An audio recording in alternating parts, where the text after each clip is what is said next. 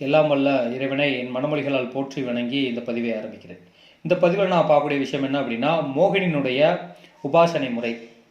இந்த மோகினியுடைய உபாசனை முறை நீங்கள் பார்க்கல, ஒரு செப்பு தகடு எடுத்து அந்த தகடை தாம்பாளத்தட்டில் விபூதியை வச்சு பரப்பி அது இன்னும் யார் வசியமாகணுமோ அவங்களுடைய பேர் எழுதி நீங்கள் மந்திரம் ஜபிக்கணும். அந்த விபூதியை நீங்கள் நெத்தியில் இட்டு போனீங்க அப்படின்னா அவங்க இப்போ நீங்கள் போனீங்கன்னா அவங்க பின்னாடி அவங்க வசியமாகி வருவாங்க அப்படிங்கிறது தான் இதனுடைய அடிப்படை தாற்பயம். இதற்குண்டான மூல மந்திரம் என்ன அப்படின்னா, ஓம் நமோ பகவதே மகாமோகினி, ஓம் நம் நமசிவாய நம.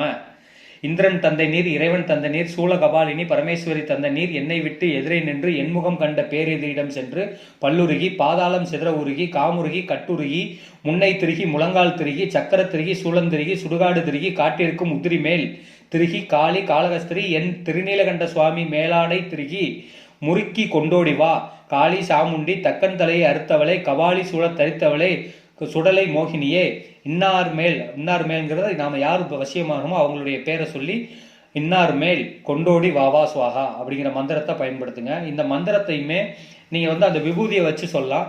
இன்னும் ஒரு எந்திரத்துக்கு நாம வேகமாக உரு பண்ணணும் அப்படின்னா அந்த எந்திரத்தை நீங்க எல்லாம் வரைஞ்சு எல்லாமே அந்த எந்திரத்தினுடைய கோல முறைகள், அந்த எந்திரத்தினுடைய வடிவங்கள் வரைஞ்சு அதை நீங்க சித்தி பண்ணி வச்சுட்டு நீங்க பூஜை பண்ணையில ஒரு நீர், அதாவது ஒரு சட்டி வச்சுக்கோங்க. அது பாத்தீங்கன்னா காப்பர் சட்டியாக இருக்கணும். அந்த சட்டிக்குள்ள இந்த தகடை அப்படியே உள்ள வச்சிருங்க. உள்ள வச்சுட்டு நீங்க மந்திரம் சொன்னீங்க அப்படின்னா அந்த தகடு வேகமாக உருப்பெறும்.